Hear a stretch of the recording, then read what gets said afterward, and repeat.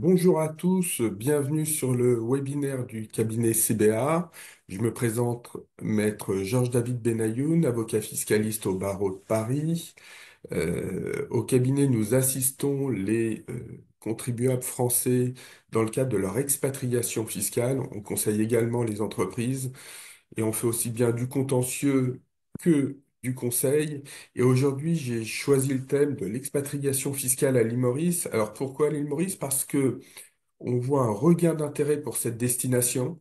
Cette destination est privilégiée aujourd'hui de la part de dirigeants d'entreprises, mais également de retraités ou encore de simples, on va dire, investisseurs qui détiennent de l'argent dans le cadre de holding. Et on verra pourquoi il y a un intérêt particulier sur l'île Maurice. Dans un monde assez agité, l'île Maurice, c'est un îlot de prospérité qui est à mi-chemin entre l'Europe et l'Asie. On voit donc beaucoup de personnes sur des activités internationales se situer là. C'est une alternative, va dire, plus douce en termes de fiscalité que les Émirats arabes unis. C'est moins intéressant que les Émirats arabes unis, mais c'est moins problématique puisque lorsqu'on souhaite s'installer sur cette destination, il faut vraiment couper tous les liens avec la France.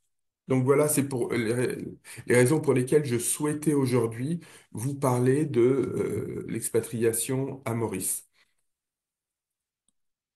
Alors, le premier élément à regarder lorsqu'on souhaite s'expatrier et qu'on se pose la question est celui de la résidence fiscale. D'ailleurs, pour ça que je le comparais tout à l'heure aux Émirats arabes unis, parce que la notion de résidence fiscale est très compliquée à obtenir à Dubaï par opposition à l'île Maurice. On a quoi dans le principe de la résidence fiscale? La résidence fiscale, c'est la pierre angulaire de la fiscalité. C'est-à-dire que ça va déterminer le lieu d'imposition, malgré le lieu où vous pouvez vivre ou voyager. Alors, effectivement, lorsqu'on est résident fiscal français, on ne se pose pas la question. C'est notamment l'article 4B, du Code général des impôts qui le définit, parce qu'on se dit, on paye, on vit en France, on va donc payer l'impôt en France. Quand on devient expatrié, il faut se poser la question parce que on va avoir un sujet de double imposition éventuellement, et donc voir au regard d'une convention comment on va pouvoir se situer. La France a signé en 1980 une convention avec l'île Maurice qui, depuis lors, a fait l'objet d'un certain nombre de modifications, mais la définition de la résidence fiscale est plutôt stable. Alors, comment ça fonctionne? C'est un système alternatif et successif. Ça veut dire qu'on va regarder chacun des critères dans l'ordre qui est défini ici, et puis on va l'analyser de manière alternative en France ou à l'île Maurice. Et puis, si les deux critères sont réunis, le critère est réuni dans les deux pays, on va passer au critère suivant. Donc, premier élément qu'on va regarder, le foyer d'habitation permanent. C'est un foyer d'habitation où vous avez la possibilité de vivre.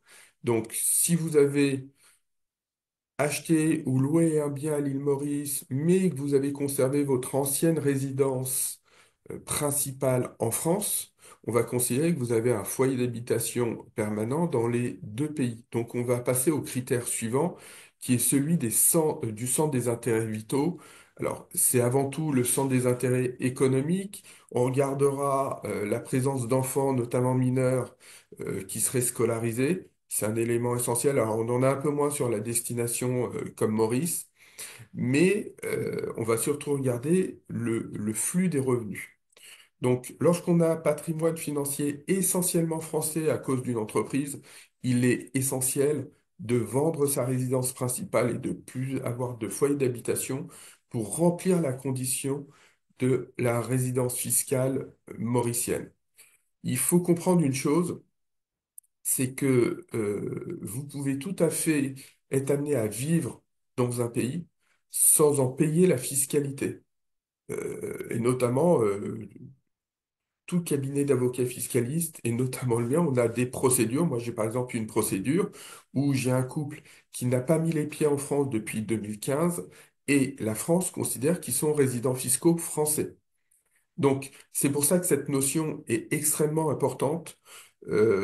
Souvent, on s'attache principalement à la notion du séjour de façon habituelle, ce que mes clients appellent les 180 jours. Alors, c'est pas une notion pour moi importante parce que alors, elle rentre dans les critères, mais vous voyez bien que dans l'ordre, ça arrive en troisième position et généralement la résidence fiscale est traitée par les deux premiers critères, rarement sur le troisième et quasiment jamais sur la nationalité.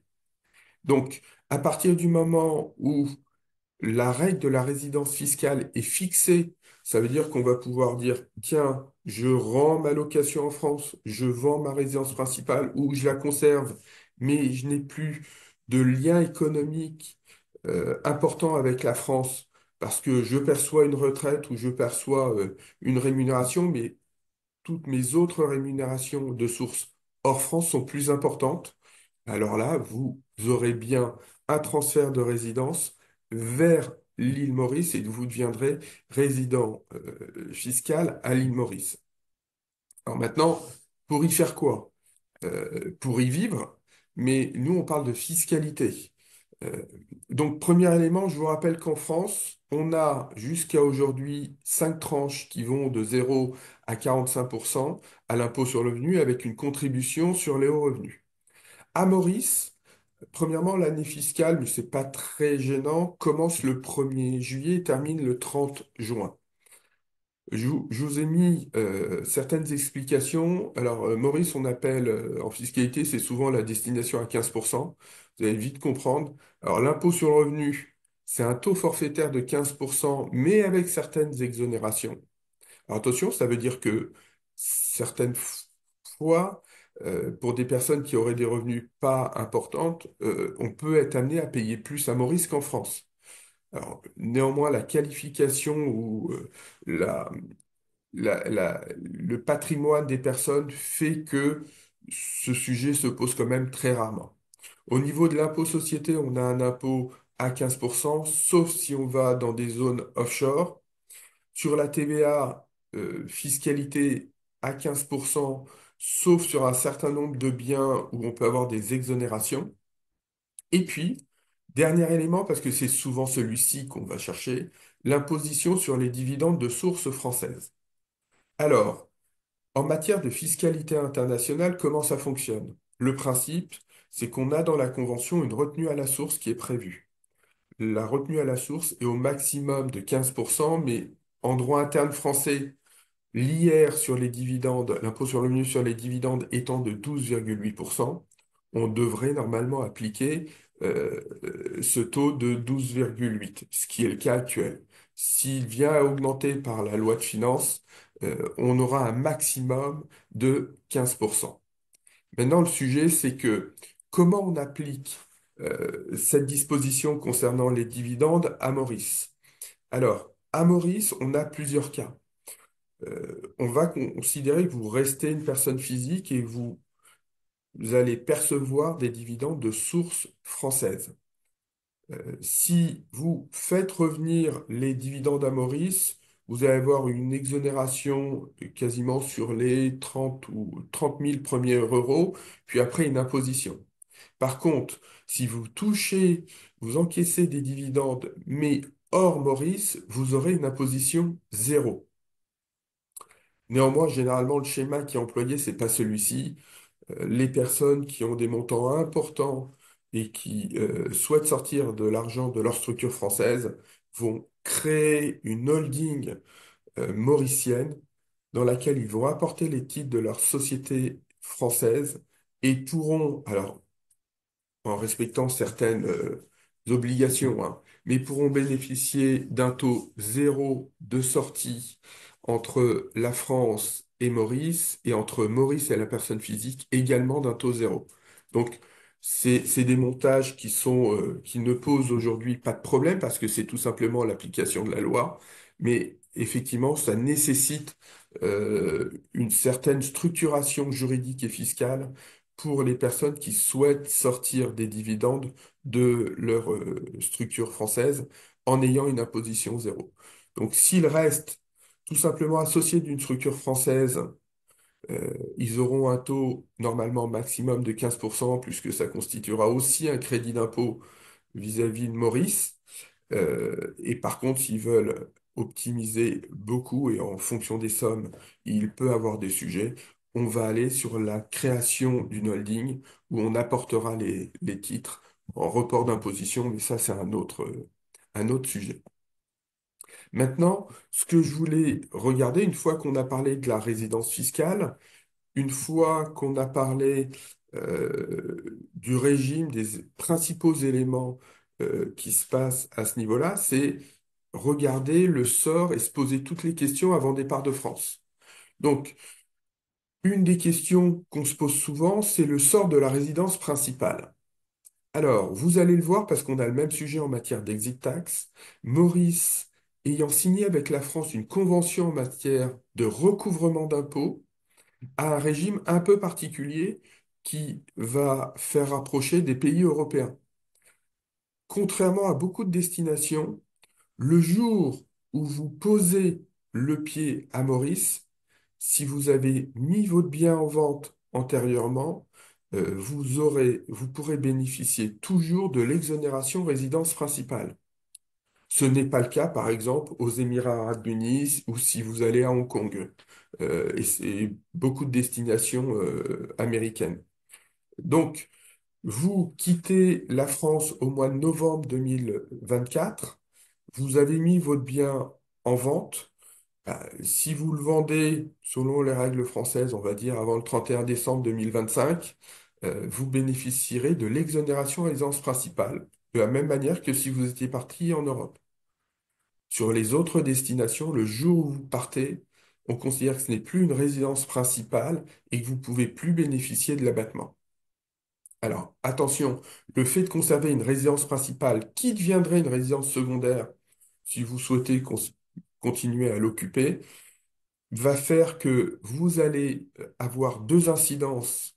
Une à l'impôt sur la fortune immobilière, vous allez perdre l'abattement de 30%, et une deuxième incidence qui n'est pas totalement neutre, c'est que vous allez vous retrouver avec une taxe d'habitation. Alors nous, nos clients reçoivent depuis quasiment une semaine les taxes d'habitation pour un paiement au 15 décembre. Euh, Quand vous avez un 80 mètres carrés à Paris, vous recevez 3600 euros de taxes d'habitation, c'est pas totalement neutre. Donc, voilà, spécificité résidence principale. Concernant l'exit tax, je rappelle que l'exit tax concerne les plus-values latentes de titres de sociétés qui sont imposées à l'IS. Aussi bien des sociétés, on va dire, commerciales que des sociétés à prépondérance immobilière.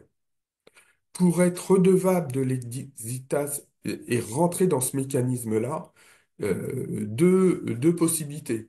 Soit la valeur de votre participation est supérieure à 800 000 euros, soit vous détenez au moins 50% de la société. La spécificité, c'est contrairement aux destinations Hong Kong, Émirats arabes unis, vous n'allez pas avoir besoin de déposer un dossier 90 jours avant de partir. Vous allez bénéficier du même régime statut que pour si vous partiez en Europe, c'est-à-dire que vous allez avoir un sursis qui va vous être attribué et vous aurez à déposer votre déclaration d'exit tax au moment du dépôt de la première déclaration d'impôt sur le revenu. Donc, vous partez en 2024, ce sera en mai 2025 qu'il faudra déposer la déclaration d'exit tax.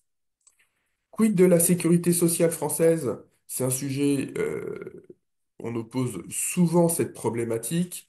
Euh, Par définition, un non-résident ne peut pas bénéficier de la sécurité sociale française. L'exception, c'est le retraité qui a cotisé plus de 15 ans. Donc, si vous n'êtes pas retraité, c'est quand même, on va dire, au moins la moitié des départs vers l'île Maurice. Et vous souhaitez encore bénéficier de la sécurité sociale française, vous allez devoir cotiser à la CFE, la Caisse des Français de l'étranger, qui va vous permettre de bénéficier des remboursements. Maintenant, une chose, si vous partez à Maurice, ça ne signifie pas pour autant que votre fiscalité française va s'arrêter.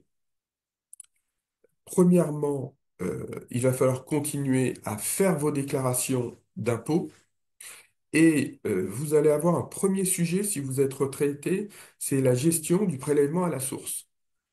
Pourquoi? Parce que lorsqu'on est retraité et on perçoit une retraite privée, l'imposition ne se fait jamais dans l'état de source, donc en France, mais dans l'état de résidence. Néanmoins, avec le prélèvement à la source, l'impôt est prélevé par les caisses de retraite. Donc, il va falloir circulariser la totalité des caisses de retraite, et les caisses de retraite sont pas toutes aussi, pressées de vous répondre et de vous stopper le pass, pour, à terme, une fois qu'on aura toutes les réponses, demander à l'administration fiscale le remboursement des prélèvements qui auront été indûment payés ou prélevés. Donc, c'est important, il faut savoir que ça met entre 3 et 6 mois pour pouvoir aller récupérer le prélèvement et le stopper définitivement. Maintenant, euh, vous êtes devenus résidents fiscaux mauriciens.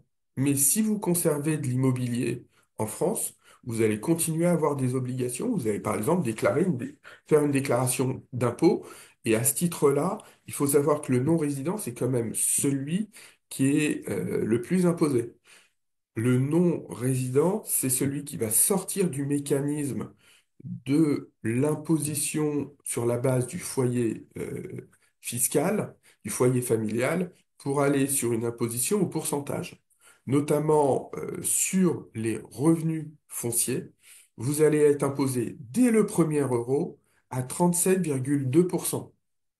Et au-dessus de 27 000 euros, ça passera à 47,2%. Donc, on a une imposition extrêmement élevée.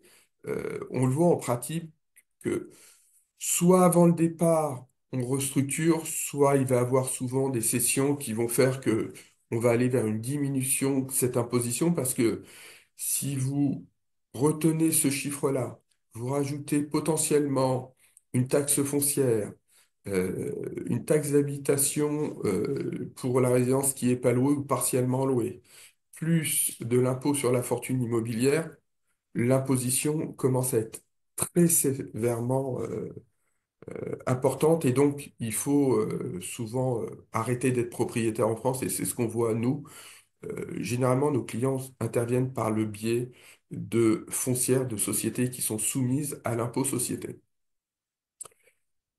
Voilà, dernier élément dont je voulais vous parler, c'est même si on a vu beaucoup d'analogies, l'île Maurice n'est pas l'Europe. Donc, indépendamment de la fiscalité, vous allez avoir besoin d'obtenir un visa. Alors, vous avez différents visas, les visas retraités, professionnels, investisseurs. Il faut savoir que lorsque vous allez arriver sur place, l'obtention du visa définitif va mettre entre 2 et 3 mois. Donc, il faut en tenir compte par rapport à la date de transfert de votre résidence fiscale. Parce que c'est quand même un élément pour moi extrêmement important de caler à partir de quelle période vous n'êtes plus résident fiscal français, et à partir de quelle date vous êtes vraiment résident fiscal mauricien.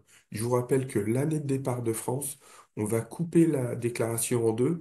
Du 1er janvier, par exemple, jusqu'au 15 novembre 2024, vous avez une déclaration de résidents fiscaux français classique, de la même, alors bien évidemment au prorata temporis, hein. Donc si vous êtes retraité, il va falloir retraiter les sommes qui sont sur la déclaration d'impôt, puisque par définition c'est 12 mois, alors que vous n'aurez que 11 mois et demi. Et puis on a une deuxième déclaration qui va aller du 15 novembre en considérant cette date de départ jusqu'au 31 décembre. Et là, vous serez imposé en qualité de non-résident. C'est une déclaration très particulière, c'est ce qu'on appelle une 2042 NR comme non-résident. Et la souscription de cette déclaration ne concerne que les revenus de source française. Vous aurez éventuellement de l'immobilier, vous allez avoir une quote-part peut-être de retraite publique, puisque les retraites publics sont toujours imposables en France. Voilà, donc faut bien faire attention. On ne vous oublie pas et n'oubliez pas la France. Dernier élément concernant les transmissions. Il n'y a pas de droit de succession à Maurice, mais attention parce que la France n'a pas signé avec Maurice une convention en matière de succession et donation. Donc, si votre ayant droit se trouve en France, vous resterez soumis à la fiscalité des donations et des successions françaises. Donc, oui, vous allez pouvoir, par exemple, sortir avec des taux d'imposition très bas des dividendes qui étaient dans des sociétés, mais pour le transmettre à des enfants, s'ils sont résidents fiscaux français, on appliquera les règles françaises de la fiscalité. Alors, néanmoins, plus on s'y prend tôt, plus il y a des mécanismes qui peuvent être intéressants pour diminuer notablement le coût de cette imposition. Voilà ce que je voulais vous dire aujourd'hui. Donc, je vous rappelle les grands principes. Une destination où on est souvent à une imposition 15%, mais on peut être aussi à zéro si on va chercher une optimisation. Une destination qui n'est pas compliquée à obtenir et à respecter au regard de la résidence fiscale, contrairement à beaucoup d'autres destinations. Et euh, aussi une destination facilitée par le fait que la France a signé avec Maurice une convention en matière de recouvrement d'impôts, donc une facilité pour l'exit tax, une facilité pour la vente de la résidence principale, puisque tout ne va pas s'arrêter, vous n'avez pas l'obligation de la vendre avant de partir. Mais la contrepartie, c'est que si vous devez de l'argent à l'administration fiscale française, le fisc mauricien pourra vous le demander et saisir directement vos comptes. Voilà ce que je voulais vous dire aujourd'hui. Je vous souhaite une bonne journée, puis je vous retrouve pour un autre webinaire.